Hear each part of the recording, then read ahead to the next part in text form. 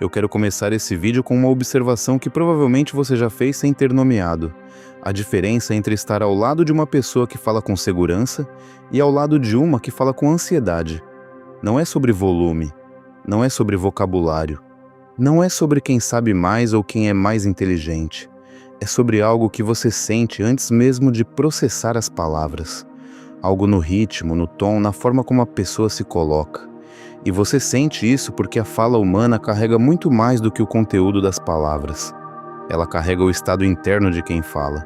E isso não é subjetivo. É algo que os estudos em psicologia da comunicação e neurociência documentam com muita consistência. Os seres humanos são extraordinariamente sensíveis a sinais sociais sutis.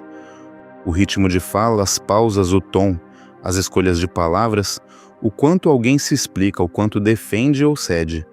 Tudo isso está sendo processado pelo cérebro de quem ouve de forma automática e muito rápida, muito antes de qualquer análise consciente.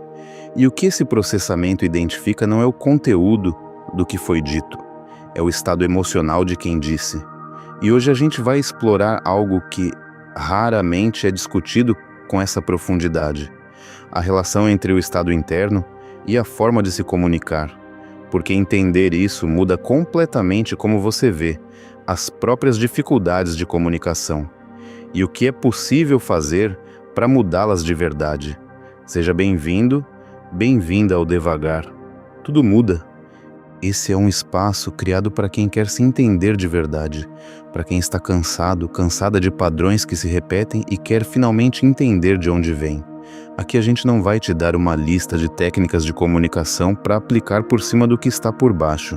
A gente vai entrar no que está por baixo, porque quando o que está por baixo muda, a comunicação muda junto. De forma natural, não performática. Fica comigo até o final, porque esse vídeo tem camadas. Vamos começar com algo que vai fazer sentido imediatamente. Pense em alguém que você conhece que se explica muito. Em qualquer conversa, mesmo nas mais simples, há sempre um excesso de justificativa, de contexto, de detalhe que não foi pedido. Você faz uma pergunta direta e recebe de volta uma resposta longa, cheia de explicações sobre por que a resposta é aquela, sobre o que a pessoa pensou antes de decidir, sobre o que poderia ter sido diferente.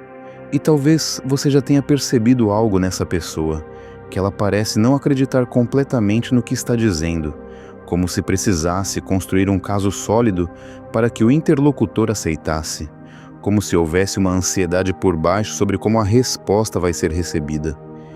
Esse padrão de se explicar em excesso é um dos mais documentados nos estudos sobre comunicação e ansiedade social. E o que ele revela de forma consistente é exatamente o que parece revelar: uma necessidade de garantir aprovação antes mesmo que ela seja negada.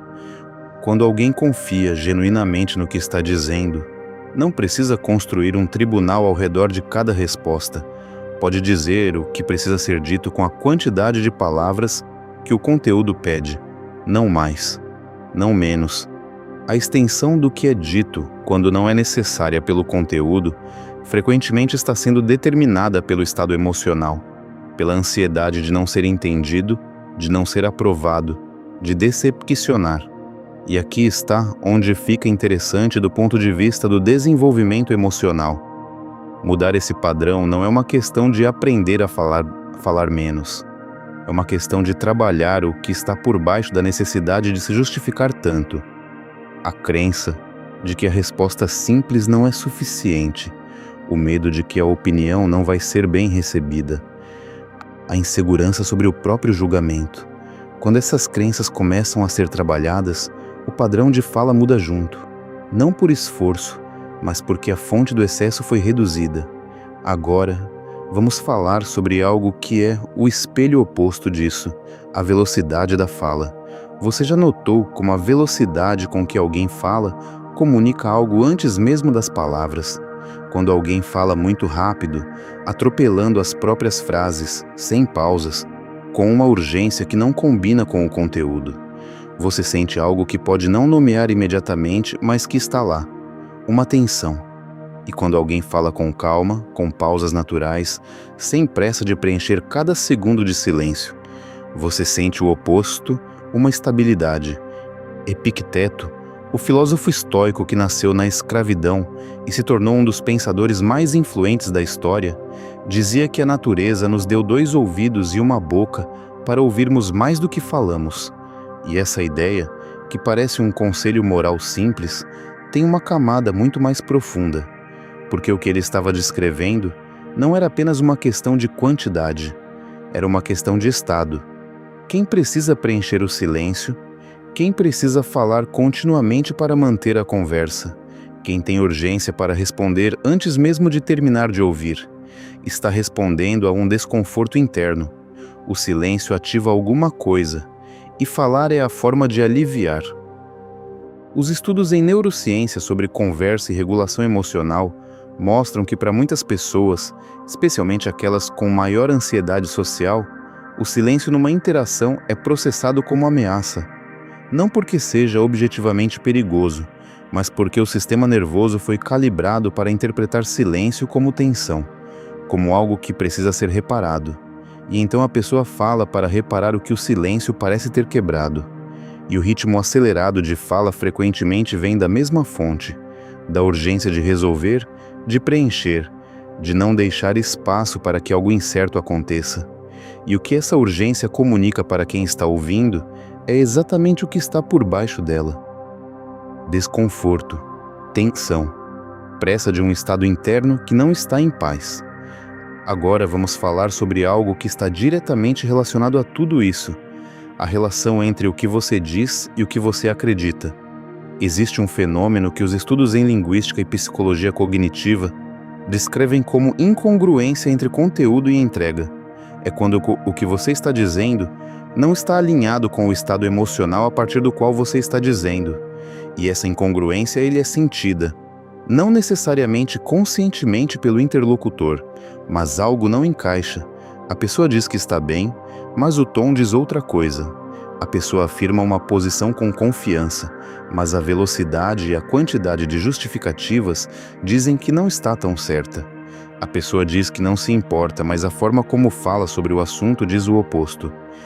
E o cérebro de quem ouve, que está processando sinais verbais e não verbais simultaneamente, detecta essa incongruência. E quando há incongruência, o sistema nervoso de quem ouve tende a confiar mais no não verbal. Nos estudos do psicólogo Albert Mehrabian sobre comunicação, que ficaram conhecidos como a regra 55-38-7, foi documentado que em comunicações sobre sentimentos e atitudes, apenas uma pequena porcentagem do impacto emocional da mensagem vem das palavras em si. A maior parte vem do tom de voz e da linguagem corporal. Isso significa que você pode escolher as palavras mais cuidadosas do mundo, mas se o estado emocional por baixo não está alinhado com o que está sendo dito, a mensagem que chega não vai ser a que foi planejada. E aqui está a implicação mais importante disso tudo para o desenvolvimento emocional. Trabalhar a comunicação a partir apenas das palavras é trabalhar a superfície. O que determina como você é percebido nas interações não é principalmente o vocabulário que usa, é o estado a partir do qual você fala. E o estado é produto do trabalho interno. Pense numa pessoa chamada Fernanda, 36 anos, que ia para toda reunião de trabalho com uma preparação meticulosa. Tinha os dados, tinha os argumentos, tinha as respostas para as objeções prováveis, mas saía de cada reunião com a sensação de que não tinha sido ouvida de verdade, de que suas ideias eram recebidas com uma ligeireza que não combinava com a qualidade do que ela apresentava. E quando ela começou a observar com mais atenção o que acontecia nessas reuniões, percebeu algo. Ela falava rápido, muito rápido. E quanto mais sentia que não estava sendo ouvida, mais acelerava, como se velocidade e quantidade de informação pudessem compensar a sensação de não ser levada a sério.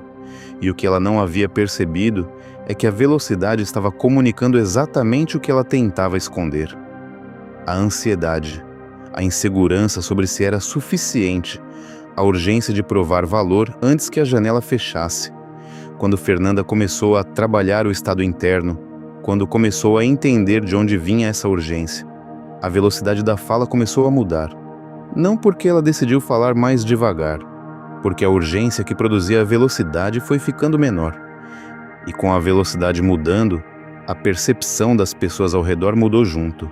Não porque o conteúdo ficou melhor. O conteúdo sempre foi bom. Mas porque agora, o estado que acompanhava o conteúdo transmitia algo diferente. Transmitia que ela acreditava no que estava dizendo. E isso, essa crença no próprio conteúdo, é o que as pessoas sentem antes de processarem qualquer argumento.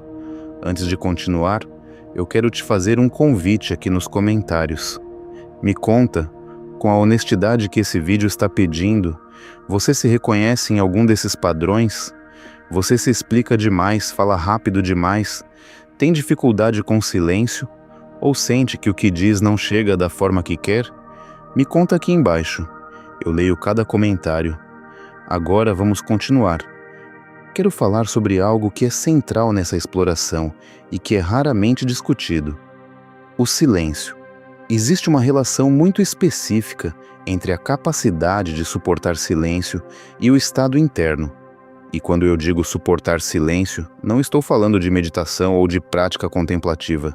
Estou falando do silêncio nas interações cotidianas. O silêncio depois de fazer uma pergunta e esperar a resposta sem preencher. O silêncio depois de dizer algo importante e não imediatamente buscar a reação do outro. O silêncio de receber uma resposta curta, sem imediatamente construir outra pergunta para manter a conversa. O silêncio de encerrar uma ideia, sem a necessidade de garantir que foi bem recebida. Para pessoas com base interna mais frágil, esses silêncios são carregados, ativam a ansiedade, ativam a interpretação de que algo está errado, de que a outra pessoa ficou com uma impressão negativa, de que a relação está em risco. E então a fala vem para desfazer esse desconforto. Não para comunicar algo novo, mas para aliviar o estado que o silêncio produziu. E o que essa fala comunica para quem está do outro lado é exatamente esse desconforto. Marco Aurélio, que como imperador de Roma, precisava conduzir reuniões, negociações e conversas em situações de extrema pressão, escreveu nos seus diários sobre a importância de não ser levado pela emoção do momento, sobre a capacidade de estar presente numa conversa sem ser arrastado pelo que sente. E essa capacidade de estar presente sem ser arrastado é exatamente o que a tolerância ao silêncio representa. Não a ausência de sentimento, mas a capacidade de sentir sem imediatamente agir para aliviar o que sente. E quando você desenvolve essa capacidade, quando você consegue suportar o silêncio de uma interação sem precisar preenchê-lo, algo muda na forma como você é percebido. O silêncio para de ser sinal de desconforto e começa a ser sinal de presença, de alguém que está realmente ouvindo antes de falar, de alguém que não precisa preencher cada espaço, de alguém que tem algo a dizer quando decide dizer. E essa percepção, que acontece antes de qualquer análise consciente, muda completamente como a comunicação é recebida. Vamos falar agora sobre algo que está por trás de muitas das dificuldades de comunicação que as pessoas experienciam: a confusão entre comunicar e provar. Quando você está numa conversa a partir de um estado de insegurança, de ansiedade, de necessidade de aprovação, a comunicação frequentemente não está sendo usada para trocar informação ou para se conectar. Está sendo usada para provar algo, para provar que você é capaz, que você tem valor, que sua opinião é válida, que você merece ser ouvido, ouvida. E quando a comunicação está de serviço de provar, ela perde a leveza da troca real, fica carregada, pesada, defensiva. E o interlocutor sente isso, pode não nomear, mas sente. Sêneca escreveu sobre a diferença entre falar para se mostrar e falar para compartilhar. Ele dizia que o sábio não fala para aparecer, mas para se comunicar. E essa distinção é muito mais profunda do que parece, porque falar para aparecer e falar para se comunicar partem de lugares internos completamente diferentes. Falar para aparecer parte de um lugar de déficit, de uma necessidade de preencher algo que falta internamente com reconhecimento externo. Falar para se comunicar parte de um lugar de plenitude, de algo que existe por dentro e que encontra expressão porque há algo genuíno para compartilhar. E a diferença entre os dois não está nas palavras, está no estado. E o estado é o que chega primeiro. Agora vamos falar sobre algo muito prático. Como você observa os seus próprios padrões de comunicação de uma forma que seja útil, sem ser julgamento. A primeira coisa é desenvolver o hábito de observar o estado interno antes e durante as conversas. Não para controlá-lo, não para suprimi-lo, mas para tomar consciência dele. Estou ansioso, ansiosa agora? Estou sentindo a necessidade de provar algo nessa conversa? Estou com urgência de ser entendido, entendida antes mesmo de terminar de falar? Essas perguntas, feitas internamente no momento da conversa, criam exatamente o espaço que Epicteto descrevia, o espaço entre o impulso e a resposta. E nesse espaço existe a possibilidade de uma comunicação diferente. Não porque você forçou uma forma de falar diferente, mas porque você criou um momento de consciência que muda o estado de onde a fala vai vir. A segunda coisa é prestar atenção na velocidade como dado. Quando você perceber que está falando mais rápido do que o conteúdo exige, isso é informação. Informação sobre o estado interno naquele momento. Não precisa parar a conversa para fazer uma análise psicológica, mas nomear internamente que a pressa é suficiente para criar um leve desaceleramento, porque a tomada de consciência do estado frequentemente já modifica o estado. A terceira coisa é trabalhar a relação com o silêncio de forma gradual. Não precisa forçar grandes silêncios em conversas importantes. Começa com situações menores. Fazer uma pergunta e esperar em silêncio por alguns segundos antes de começar a falar de novo. Deixar um comentário no ar, sem imediatamente verificar como foi recebido. Encerrar uma ideia e simplesmente aguardar. Cada vez que você faz isso, e o mundo não acaba, o sistema nervoso aprende um dado novo. O silêncio é seguro, não precisa ser preenchido, pode existir. E com esse dado repetido, a ansiedade em torno do silêncio vai perdendo progressivamente a intensidade. A quarta coisa é observar os momentos em que você se explica além do necessário, não para se criticar, mas para ter curiosidade sobre o que estava por baixo. O que eu estava com medo que acontecesse se não explicasse? O que eu estava tentando garantir com o excesso de justificativa? Essas perguntas revelam as crenças que estão operando por baixo do padrão. E crenças vistas podem ser trabalhadas. A quinta coisa é perceber quando você está falando para provar versus quando está falando para se comunicar. Essa distinção, que no começo pode parecer sutil, vai ficando mais nítida com a prática da observação. E quando você identifica que está num modo de prova, quando identifica a urgência de ser reconhecido, reconhecida que está por baixo, você tem a oportunidade de fazer algo diferente, de pausar, de respirar, de perguntar internamente o que você genuinamente quer comunicar naquele momento, não o que quer provar, e comunicar isso, com a quantidade de palavras que o conteúdo pede, não mais. Agora quero falar sobre algo que toca no coração de tudo que estamos explorando. A conexão entre a qualidade das relações e a qualidade da comunicação. Os estudos sobre relacionamentos satisfatórios de longo prazo mostram algo muito consistente, que a qualidade da comunicação nas relações está mais associada ao estado emocional dos envolvidos do que às habilidades de comunicação em si. Isso significa que duas pessoas com excelentes habilidades de comunicação, mas com estados emocionais de defesa e ansiedade, vão ter conversas de menor qualidade do que duas pessoas com habilidades medianas, mas estados de abertura e segurança. Porque no estado de defesa, você está gerenciando a ameaça, não se comunicando. E no estado de abertura, você está genuinamente presente, o que cria a condição para a troca real. E o estado de abertura versus defesa não é uma decisão que você toma no começo de cada conversa. É produto de como você está por dentro, de quanta segurança interna você tem, de quanto você precisa da aprovação do interlocutor para se sentir bem, de quanto a relação pode suportar divergência sem que você sinta que está em risco. E tudo isso remete, mais uma vez, ao trabalho interno, não ao vocabulário, não às técnicas, ao estado. Pense num homem chamado Tomás, 43 anos, que passou anos tentando melhorar a comunicação com a parceira.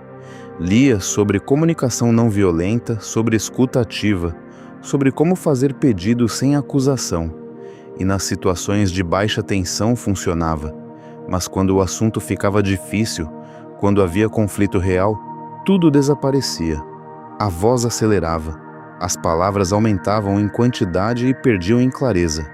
Ele se ouvia falando de formas que não queria falar, e não entendia por que as ferramentas que funcionavam num contexto não funcionavam em outro. Quando Tomás começou a entender que o problema não era falta de habilidade, mas o estado emocional que o conflito ativava, a direção do trabalho mudou. Em vez de aprender mais técnicas, começou a trabalhar o que o conflito ativava por dentro: o medo de perder a relação, a crença de que discordância significa ruptura, a ansiedade de que se a parceira ficasse brava, algo importante seria quebrado. E à medida que esse estado foi sendo trabalhado, quando o conflito começou a aparecer menos, como ameaça existencial, a comunicação nos momentos difíceis foi mudando. Não porque Tomás aprendeu novas técnicas, porque o estado de onde as palavras vinham foi se tornando diferente. E palavras vindas de um estado diferente chegam diferente. Antes de encerrar, eu quero te deixar com uma última reflexão. A comunicação que você tem é um espelho. Não um espelho das suas habilidades verbais. Um espelho do seu estado interno. Do quanto você se sente suficiente. Do quanto você precisa de aprovação para se sentir bem. Do quanto você confia no próprio julgamento. Do quanto você consegue estar presente sem precisar gerenciar o que o outro pensa de você. E quando você começa a trabalhar essas coisas, quando o estado interno vai mudando, a comunicação muda junto, sem esforço de performance, sem técnica imposta sobre ansiedade, de dentro para fora. Como toda mudança real acontece, se algo do que foi falado aqui chegou em você, eu te convido a te conhecer o método. Devagar, tudo muda. É um caminho de desenvolvimento emocional que vai te ajudar a trabalhar exatamente o que exploramos hoje. As crenças que estão por baixo dos padrões de comunicação, o estado interno que determina como você se coloca nas relações, e a construção de uma base que permite estar nas interações de um lugar mais inteiro, mais presente, mais você. O link está na descrição desse vídeo, e quando você estiver pronto, pronta, ele vai estar lá. E se esse vídeo chegou em você, compartilha com alguém que você sente que também precisaria ouvir isso. Porque às vezes a mensagem certa chega pela pessoa certa. Se inscreve no canal e ativa o sininho para continuar essa jornada e ficar por dentro dos próximos conteúdos. Aqui toda semana tem conteúdo criado com o mesmo cuidado, a mesma profundidade e a mesma honestidade.